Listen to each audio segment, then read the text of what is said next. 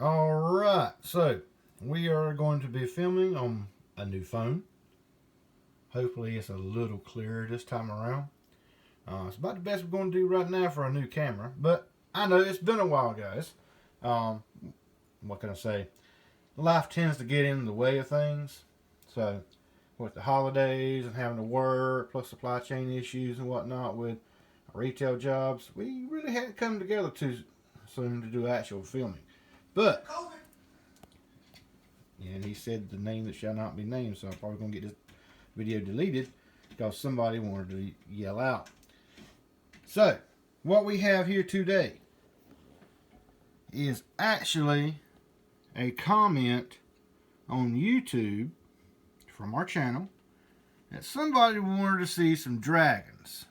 So, you had to give one of my playtesters here, Mike, an excuse to get some dragons. Because we all know how he likes dragons. And if you didn't know, now you do. So, we have an entire Dragon Rider army. This is what, Kingdom of Angels and Eternal Wardens combined. Okay. Plus, we have 2 Phoenixes sitting over here.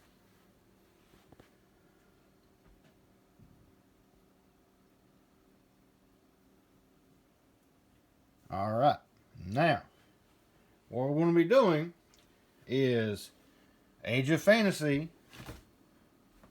We said 2,500 points, right? Yeah, 2,500 points versus GrimDarkFuture, 2,500 points.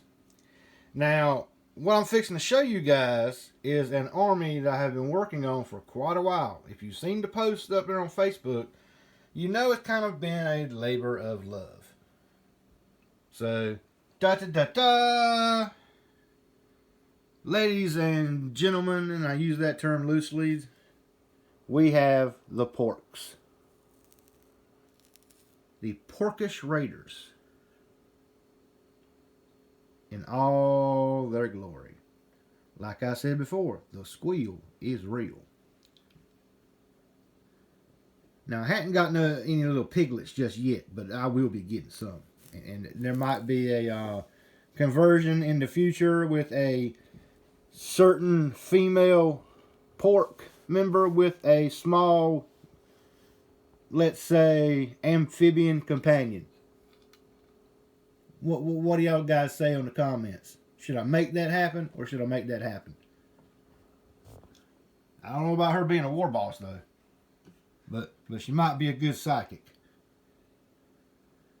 Considering we all know certain of the other gender tend to know it all anyway. So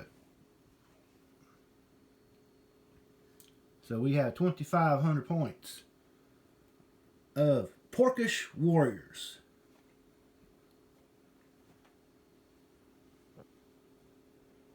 There's the big boss himself leading his boys.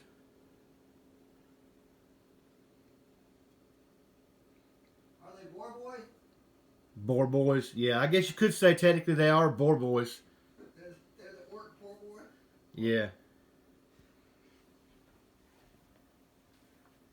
Look, we're making bacon. That's all that matters.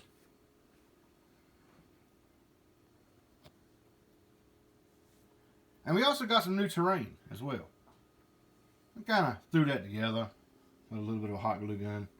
Multiple burns, but it's a labor of love.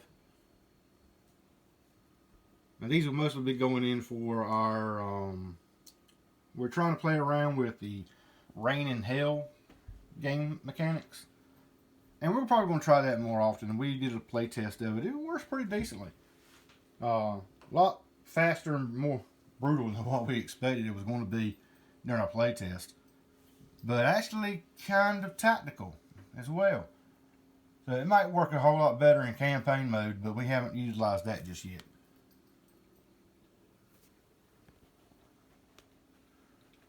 So there we have the introductions. We will begin turn 1 shortly, and we hopefully will see what happens. Alright, round 1 has finished. The porkish hordes have moved up. The Protseed grots are taking a bit of shots. And they're just running around being stupid right now. Everything else is kind of moving up. Unloading some lead at these big flying lizards. Everything of his flew up a little bit and unleashed a volley of lightning and fire.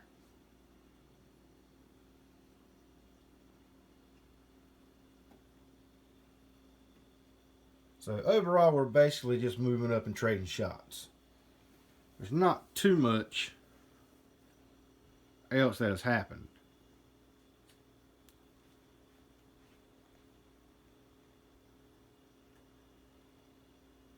So we're going to run into round 2. And hopefully we're going to get into some combat. But I'm going to tell you like it is. According to what my opponent has afforded to tell me, well, I might not tell you what. Why don't I just let everyone soak this in and listen from the horse's mouth? Mike, would you like to explain how many wounds your army is right now? The lowest is 6 a model. The lowest is 6 a model. So, and there's 3 dying. There's 3 9s. 999. Okay, I got you on that one. Now, there's a joke somewhere in there, right? Okay. So, if the lowest is what, 6? And that's the Phoenixes, right? That's the Drakes and the Phoenixes. Okay, so the Drakes and the Phoenixes each have 6 wounds each. And the Dragons are 9. The dragons are 9. I mean, the dragon. No, it's 3 dragons. Oh, you're talking about the unit ones? Yeah, the blue one and the red one. The blue one and the red one. The other blue, big blue one. And then big blue over here. We might have to upgrade those models size-wise. Yeah. Okay.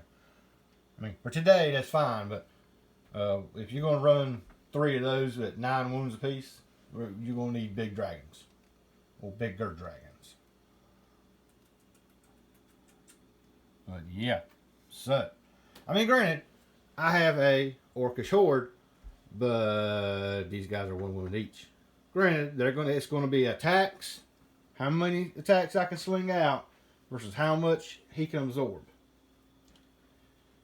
Yeah. Here we go again.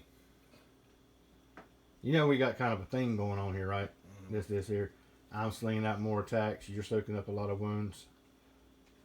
Well, that's why they all have 6.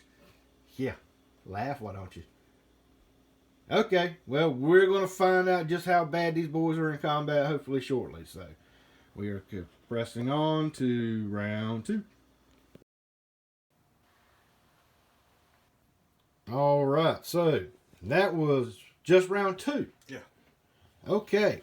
So, as you can see, just with round 2, we have established that wounds are better than outpouring of attacks, depending on what attacks that they are. Yeah. So we have, he has literally sent his whole entire army after my war boss. Now, granted, my war boss and his unit, as you see, they're not there no more except for the boss himself. They went charging ahead. You know, I guess you could call it a bull rush. Yeah. So, they didn't kill, I think they killed 1 unit, right? Of Drakes? Yeah. Okay. But then in turn, the impact hits pretty much wiped out that unit. I mean, there was 9 right off the bat. Yep. That was just horrendous. The fire and the lightning. The fire and the lightning breath, that did a lot of damage. But the Ultra Boss, with his Mega Claw, or Ultra Claw, whatever it is, basically that blast is just snapping them. He's snapping these lizards' necks right and left. I guess we're going to have to call him Neck Snapper. No? Really? Oh no? Okay. Yeah.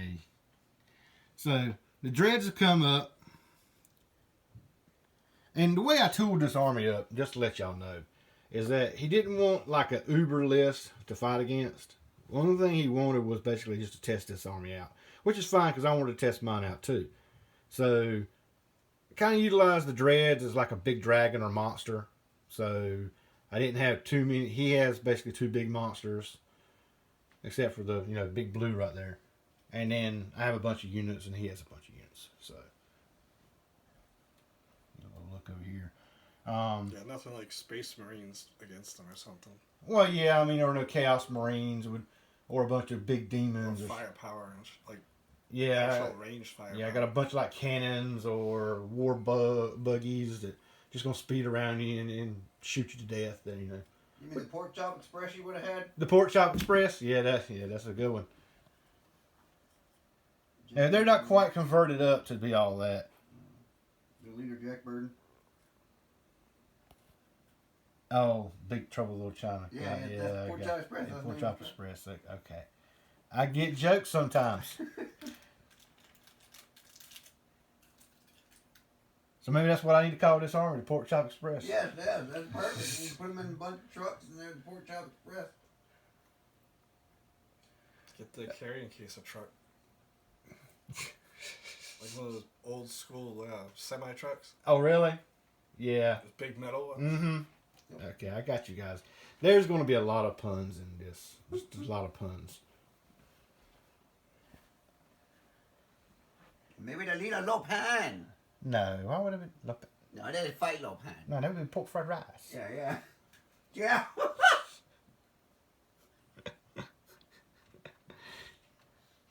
All right, so we're going to go into turn 3. Turn 2. No, it's a turn 3. No, this is 2. Yeah, this is 2. We're going into turn 3. Yeah. Who's on first? I don't know. You don't know, huh? Okay. Oh, boy.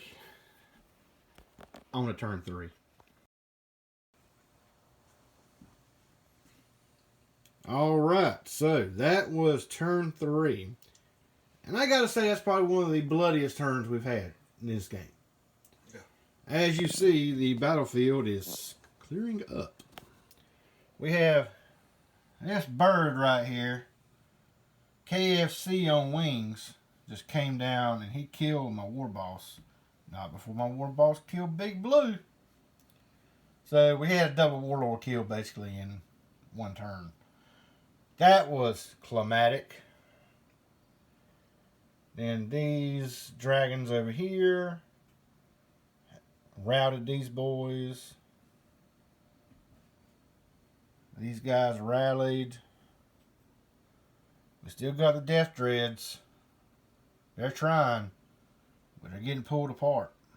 As you see, there's a lot of fried bacon and there is a lot of chicken McNuggets all over the place right now. Hey, they're dragons. The closest thing I can think of is chicken McNuggets. The chicken, I tell you, a giant chicken. I is no chicken, but I can show you a chicken. So, anywho, we are basically going to wrap this up by turn 4 easily. Pretty much the orc unit right here is probably gone. Unless he charges the Death Dread. And then this Death Dread is going to try to get Big Bird and snuff him out. These guys right here might do something. I don't know. It all depends on if I get off a psychic spell or not. So we shall see. So we are going to turn 4. Probably end of game.